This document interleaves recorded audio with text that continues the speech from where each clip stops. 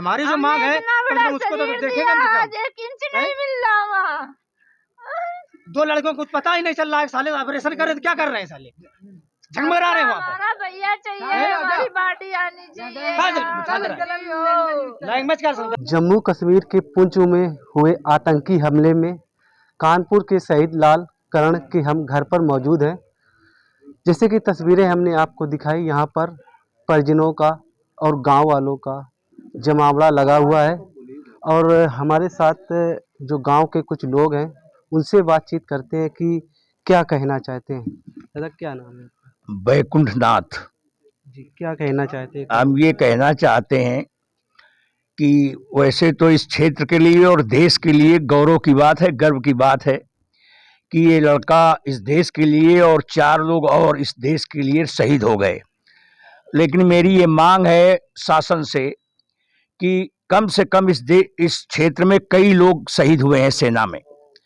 एक सैनिक का लड़का मित्यानंद शहीद हुआ, एक लड़का श्याम सिंह वहाँ का दुर्गापुर का शहीद हुआ और एक लड़का ये शहीद हुआ। तो इस क्षेत्र में कम से कम एक शहीद स्मारक बनाया जाए, ये शासन से मांग है। और इनके परिवार को, करण के परिवार को कम से कम उनकी पत्नी को और उनके एक भाई को सरकारी नौकरी में रखा जाए और 1 करोड़ रुपया इस परिवार को मुआवजे के रूप में दिया जाए, ताकि ये अपने जो ये दुख है ये किसी तरह से भूल सके। दुख तो नहीं भूला जा सकता है, ये पूरी जिंदगी रहेगा दुख, लेकिन अब उनको कम से कम 1 करोड़ रुपया सहायता राशि और इस क्षेत्र में एक शहीद स्मारक और साथ में ही उनके 2 लोगों को नौकरी दी जाए, ये हम लोगों की मांग है। पार्थिव शरीर नहीं पहुंचा, क्या जानकारी? पार्थिव शरीर नहीं पहुंचा है, उसकी जानकारी ये है कि इनके परिवार के सदस्य जो शहीद है उसके पत्नी, उसके ससुर, उसके बच्चे और उसके चाचा यहाँ से लखनऊ एयरपोर्ट गए हैं। लखनऊ एयरपोर्ट से वो जाएंगे वहाँ जम्मू और वहाँ से उसकी शिनाख्त होकर वो पार्थिव शरीर लाएंगे, ये है जानकारी। योगी आदित्यनाथ ने आज 50 लाख और 1 नौकरी देने का वादा किया है। हालांकि लोगों की यहाँ मांग है कि 2 नौकरियां दी जाएं। हमारे साथ यहाँ गांव के प्रधान जी, क्या कहना चाहते हैं? अभी तक पार्थिव शरीर नहीं पहुंचा है। देखिए, पार्थिव शरीर में कुछ ऐसी समस्या आ रही है उनको, जिसकी वजह से परिवार के लोगों को वहाँ ले जाया गया है।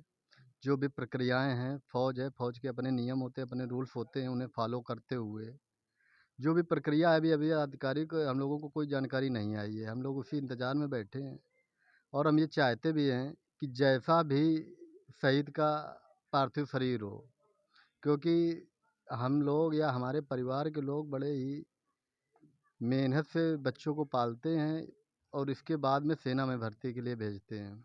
तो इसमें डरने की या उसी कोई बात नहीं कि हम लोग सहन नहीं कर पाएंगे या परिवार नहीं सहन कर पाएगा। परिवार के पास बहुत क्षमता है दुख सुख सहने की।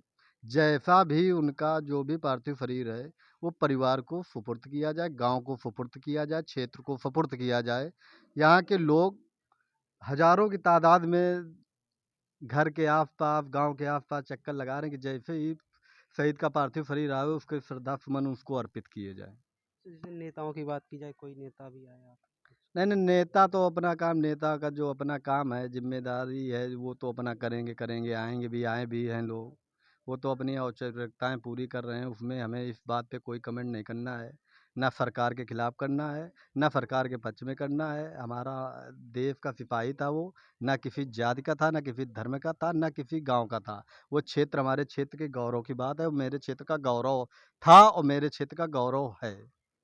तो ये हम करण के गांव में हैं, जहां पर करण पढ़े बड़े और पले और फौज तक नौकरी की।